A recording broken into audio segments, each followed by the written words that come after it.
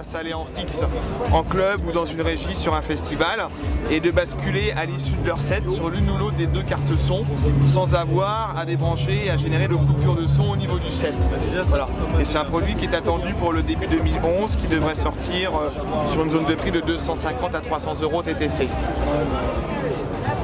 Sur le reste de Rodec, on va retrouver ici donc le Restyler, qui est un gros filtre à balayage vraiment très puissant qui a été développé conjointement avec Sherman, marque bien connue des gens en studio. Donc on a un filtre passe haut, passe band, passe bas, un oscillator. Toutes les fonctions se font en accès direct. On rentre et on sort en symétrique. Ça s'utilise autant sur la composition en studio, home studio pour des créations qu'en live. Mais en live, c'est par contre à mettre entre des mains relativement expérimentées puisque l'outil est vraiment très puissant en termes de traitement. Après on continue sur les consoles de mixage qui sont quand même les produits les plus connus en termes de notoriété chez Rodec. Donc ici le modèle Scratchbox qui est un produit dédié principalement aux scratchers. La table en fait est une 2 voies. On va retrouver donc le gain, une correction paramétrique, un réglage de balance, des cuts que l'on peut en plus mettre dans différentes positions. Il y en a 8 au total, il suffit de dévisser la face avant. 2 faders, le crossfader, tout ça équipé en VCA, sachant que sur le cross et sur le crossfader, on a la possibilité d'inverser le sens de fonctionnement, ainsi que le réglage de la courbe de façon ultra précise. On va avoir une entrée auxiliaire pour ce qu'on appelle les mix sessions. Si les gens mixent à 4 platines, on peut rajouter une deuxième console sur la première. Et en option, on peut rajouter fader et crossfader optique et entrée-sortie numérique SPDIF.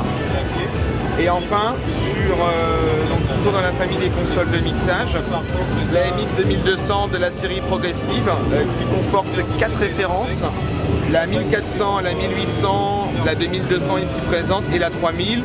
La différence c'est en fait le bac, on va avoir du 10 pouces en largeur, du 12 pouces et demi ou de 19 pouces. Après c'est le nombre de tranches. On est sur une conception modulaire, donc on va avoir un réglage de gain, une triple correction, aigu, médium, grave.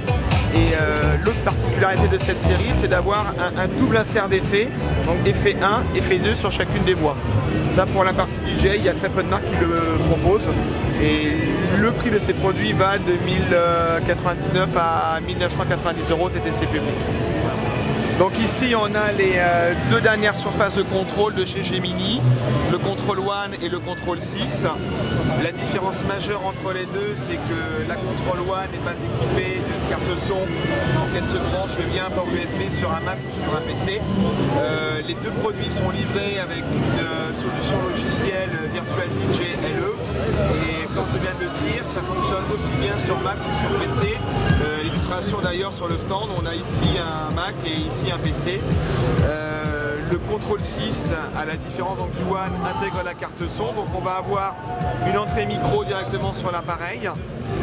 On va avoir directement donc, la sortie casque pour y brancher son casque pour faire les préécoutes adéquates au niveau du mix. On est équipé en face arrière au niveau du master à la fois en RCA, en asymétrique et en XLR donc pour une sortie symétrique.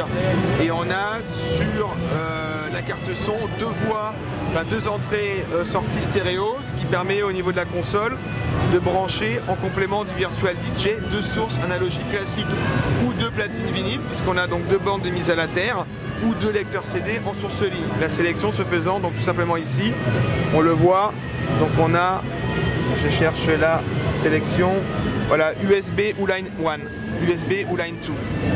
Et autre point important sur les deux produits, c'est que les molettes sont tactiles. Il y a une détection de mouvement. Ça permet d'avoir une excellente sensibilité et une excellente précision pour la partie scratch, que ce soit sur un Control One ou un Control 6, puisque les molettes sont les deux sur les 2 modèles.